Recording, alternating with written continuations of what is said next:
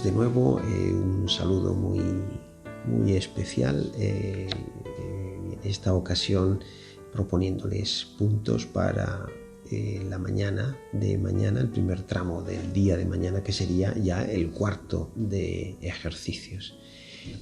Como siempre, también respetando la pedagogía de San Ignacio, por donde él nos quiere ir acompañando en nuestra experiencia de Dios este año. Y en este caso concreto yo les voy a proponer algo así como que estuviéramos con los orígenes del Rey Eternal. Sería como una continuación de la meditación del Rey Eternal, lo que les sugeriría para el primer tramo de la mañana, y siempre en una clave de una contemplación, ya en este caso muy pensando en su proceso personal.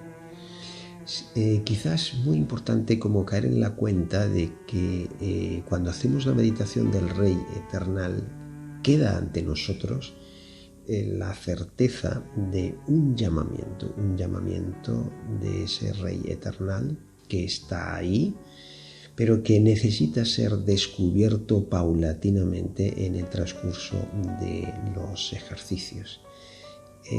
La meditación del Rey Eternal como que nos da certeza sobre la gracia de que ante nosotros Dios nos quiere proponer una forma de llamamiento renovado o incluso hasta nuevo para la vida que estamos llevando.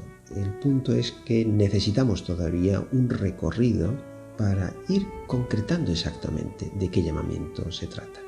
Aquello de las llamadas primeras y las llamadas segundas. El proyecto inicial del Rey Eternal, como ya les recordaba, sigue siendo muy general: conquistar toda la tierra. Y de ahí, de esa conquista universal, nosotros tenemos que ir viendo en gracia de Dios, de alguna forma, cómo se podría determinar en mi aquí y ahora esa conquista, esa expansión del reino de Dios, esa manera que tiene Dios de estar presente en la historia. Bueno, para que se produzca eso, para que poco a poco se vaya traduciendo personal o colectivamente ese llamamiento, San Ignacio sugiere que contemplemos la vida del Rey Eternal. De forma que contemplando la vida del Rey Eternal, inmediatamente por la lógica de la gracia va a irse clarificando, normalmente en el tiempo de ejercicios, a veces es después, pero se va a ir clarificando nuestra opción concreta de seguimiento. Pero necesitamos tener como trasfondo continuamente la vida del Rey Eternal, todo lo que es verdaderamente significativo en su existencia. Y aquí San Ignacio es máximo en su manera de presentar la vida del Rey Eternal, desde los orígenes hasta la resurrección, pasando por una existencia muy marcada por el vaciamiento de ese mismo Rey Eternal en la historia concreta que lleva con nosotros.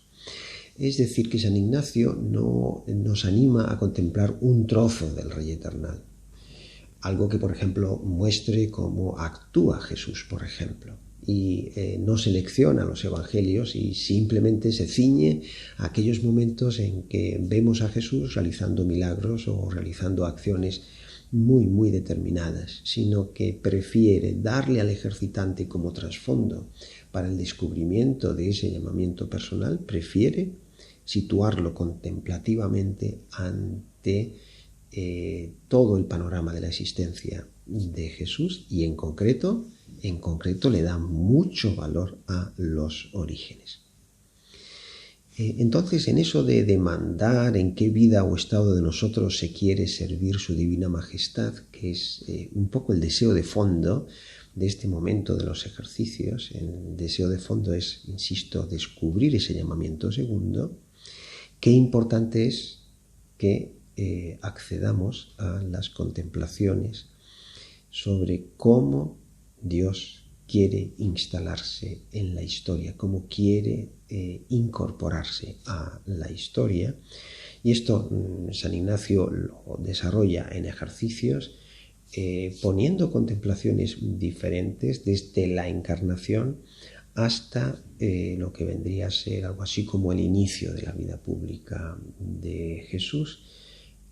Ahí nos ofrece posibilidades de contemplar y más bien anima mucho al ejercitante a que haga contemplaciones como de este periodo todavía primero de la existencia del Rey Eternal, este periodo que podríamos llamar de un modo muy genérico, muy global, orígenes del Rey Eternal. Bueno, entonces, como ven en el esquema que les he dado, hay una especie de propuesta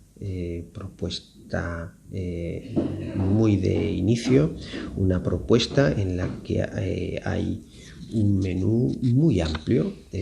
Podrían pensar para alguno de los dos bloques de mañana, por ejemplo, contemplar la encarnación o el nacimiento o la anunciación o la visitación, o la adoración de los pastores, o la circuncisión, o la adoración de los Reyes Magos, o la purificación y presentación en el templo, o la huida a Egipto, la vuelta a Egipto, y lo que dice San Ignacio, desde los 12 hasta los 30 años, la vida escondida de Jesús, y sobre esa vida escondida haremos más mención a lo largo del día de mañana.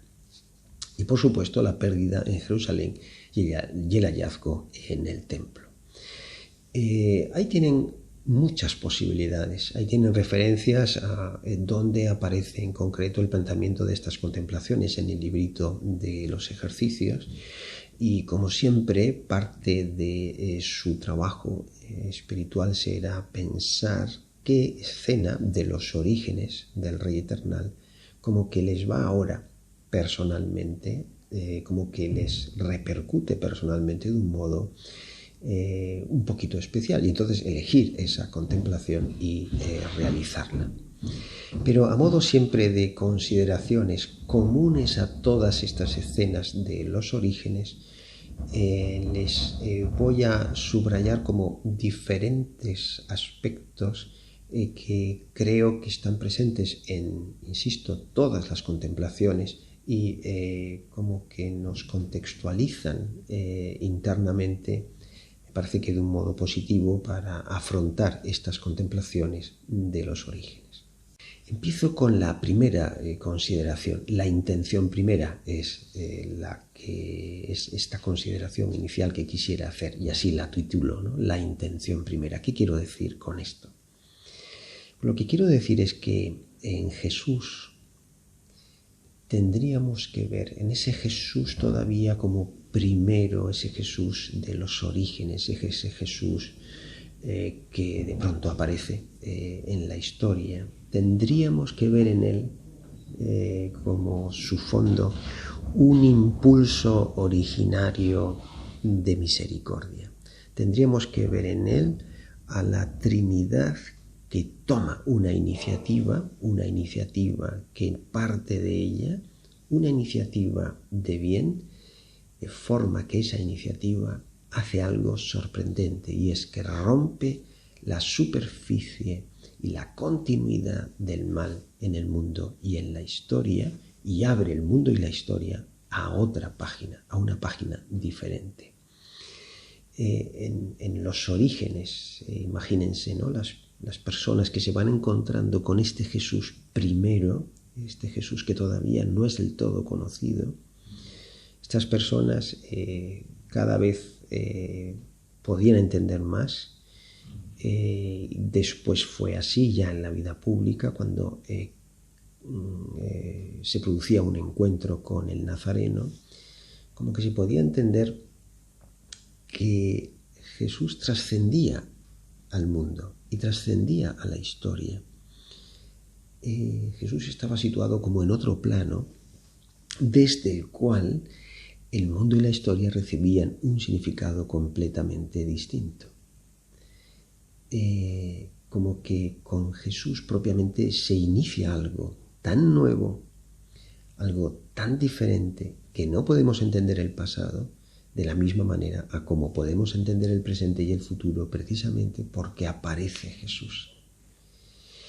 En los orígenes de Jesús hay como un mensaje de fondo que yo se los formularía así. En ese encuentro con el Jesús primero, posiblemente aquí María sería prototipo de esta experiencia. Ante este Jesús primero que nace y que va creciendo, bueno, pues ante este Jesús primero como que quedaría muy claro que hay alguien con mayúscula, hay alguien más bien que nada, que la realidad no la podemos entender vacía, sino que detrás de la realidad, en su profundidad, vamos a encontrar a una persona nuevamente con mayúscula, y nosotros somos para ese alguien, somos para esa persona. Es decir, que con Jesús, el Jesús que nace, que se encarna, que nace, que crece, por fin como que va confirmándose esa convicción de que ya no estamos condenados a ser lo que el mal imagina de nosotros, sino a romper precisamente lo que el mal imagina de nosotros. Las cosas se llenan de posibilidad de búsqueda, los acontecimientos los podemos entender como procesos, como caminos que apuntan hacia una novedad que todavía no conocemos. Como que todo con este Jesús que trae esta en sí mismo intención primera, este impulso originario de misericordia de la Trinidad, con Jesús ya podríamos decir que el mundo y la historia están encaminados hacia algo que es bueno, hacia algo que es salvífico. Alguien quiere lo mejor para nosotros. Y la realidad debería configurarse respecto a esta intención primera, que este Nazareno, que nace y que crece, pone en su vida, pone en movimiento. La segunda consideración la titularía la lógica extraña de esta intención primera. Porque, fíjense, a pesar de que decimos que en Jesús hay algo salvífico, hay algo que es para bien de la humanidad, sin embargo, cuando esta intención primera se empieza a plasmar en estos orígenes que vamos a contemplar, hay algo que nos sorprende, hay algo que de pronto supera nuestras expectativas. En realidad, todo lo necesaria que sea una intervención salvífica para el mundo y para la humanidad, todo lo necesario que sea, realmente nos es muy difícil imaginar que el punto por donde Dios, Trinidad, quiere empezar esta transformación sea precisamente Belén. Nos es muy difícil imaginar esa solución. Si nos hubieran preguntado, hubiéramos optado por otra forma.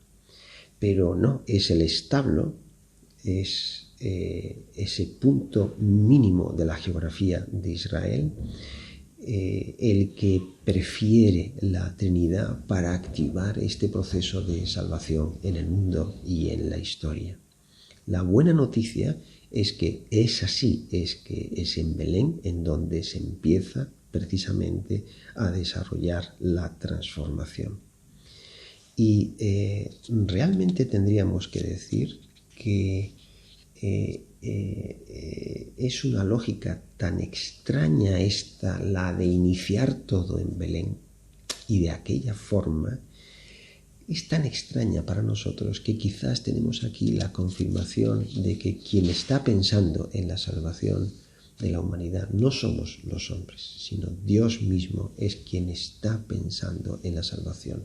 Solo a Dios se le ha ocurrido nacer en Belén para gestar la salvación de la humanidad. Solo se le podía ocurrir a él. A nosotros nunca se nos hubiera ocurrido, sino que hubiéramos puesto el nacimiento de Jesús en otros escenarios.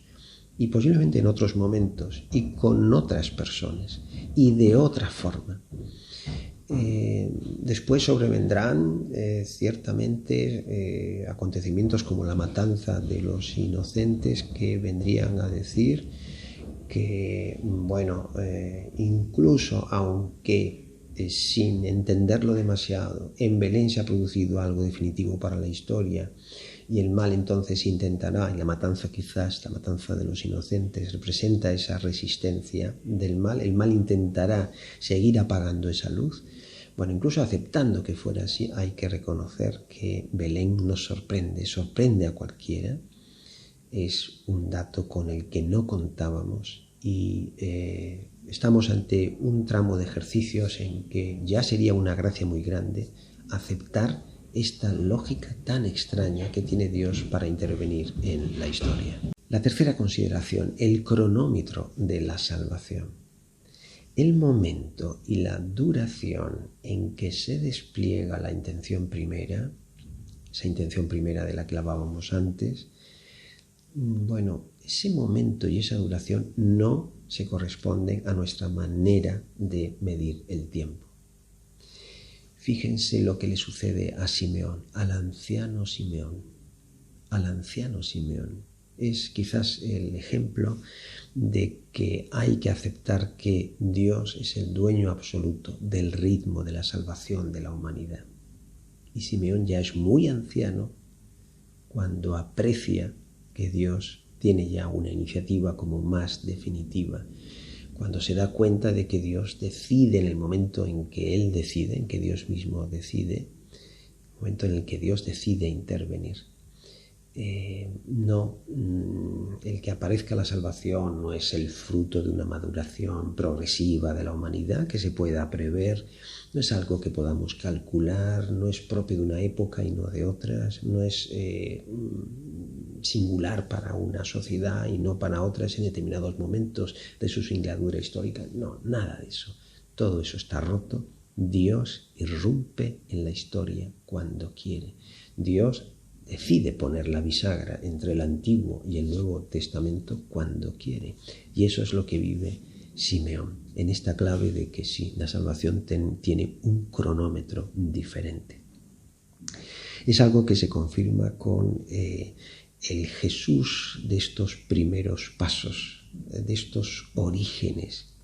Y el Jesús que conocemos de estos orígenes es el Jesús que lleva adelante un supuesto proyecto de salvación, pero exactamente según el ritmo biográfico de un ser humano. Es decir, que el cronómetro de la salvación en este punto como que tampoco quema etapas, no adelanta soluciones, no toma atajos. Y nosotros a lo mejor hubiéramos querido que el cronómetro fuera más rápido, fuera más directo a la aparición pública de Jesús, para que empezara a trabajar los grandes temas que Él tiene y que va viendo.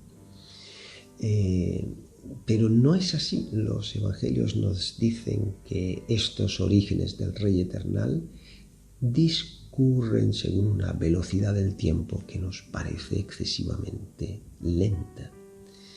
Tan lenta, tan sin no prisa, casi tan sin no tiempo, que fue siempre escandaloso aceptar que Jesús simplemente naciera, que Jesús fuera creciendo en una familia, que Jesús fuera aprendiendo al ritmo de todos sus contemporáneos, que Jesús fuera madurando como persona, respondiendo a las diferentes etapas biográficas habituales de cada uno de nosotros. Fue muy escandaloso aceptar eso, y había muchos evangelios apócrifos que, intentaban saltarse eso y ponían en el niño Jesús poderes extraordinarios, haciendo milagros igualmente extraordinarios. Esto la comunidad primitiva no lo aceptó, sino que dijo: no, tenemos en los orígenes del Rey Eternal un cronómetro de la salvación que es de Dios, pero que no es nuestro. Y por si fuera poco, un dato más de este cronómetro, ya no saldríamos de los orígenes. Incluso, ahora miramos un poco la vida pública, y resulta que la vida pública, que podría ser un espacio de tiempo mucho mayor, porque habría que hacer en aquel tiempo muchas cosas, sin embargo la vida pública fue muy breve para Jesús. Y resulta que el proyecto de salvación de Dios para la humanidad también maneja unos tiempos en plena actividad de Jesús que no serían los nuestros. Curioso, finalmente entonces aceptar que la salvación tiene sus propios tiempos.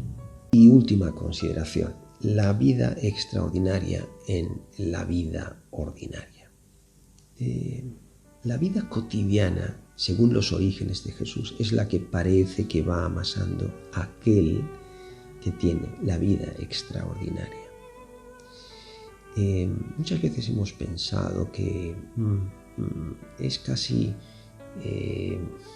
un cierto impedimento la tardanza que tiene Jesús en pasar a su vida pública, como que Jesús difiere excesivamente el momento de actuar, de forma que Nazaret es un tiempo muy largo que no sabemos realmente entender. Pero hoy cada vez nos damos más cuenta y la comunidad eclesial siempre me parece que lo ha tenido en cuenta, y es que Nazaret es una parte integrante de la historia de salvación. Es en la vida ordinaria donde se dan los procesos fundamentales de gracia. Es justamente en ese ritmo ordinario de la vida donde los grandes núcleos del Evangelio van creciendo y van multiplicándose. Todo lo importante de nuestra vida, los grandes valores de nuestra vida, los hemos aprendido justamente en nuestra familia, en ese entorno pequeño y cotidiano en el que hemos estado durante muchos años en los albores de nuestra vida. Pues podríamos decir que Jesús progresa en saber, en estatura y en favor de Dios y de los hombres, justamente por habitar Nazaret, de forma que lo divino en Jesús, si se pudiera decir así, lo divino en Jesús se va como solidificando, va adquiriendo entidad a través de la cotidianidad. La vida extraordinaria, en este sentido, tiene mucho que ver con la vida ordinaria. Pues hasta aquí algunas consideraciones, y entonces las propuestas las tienen ahí en el esquema, las que antes les citaba. Pueden elegir una o dos escenas de los orígenes de Jesús, tal como San Ignacio lo sugiere. Hagan entonces una contemplación o dos contemplaciones, como ustedes prefieran, siempre acabando con el coloquio. Y el coloquio es enormemente importante para recoger al final de cada contemplación lo que verdaderamente ha podido ser significativo en una clave ya de diálogo con ese Rey eternal, especialmente al que queremos ir conociendo para más amarlo y más seguirlo. Que tengan muy buena mañana.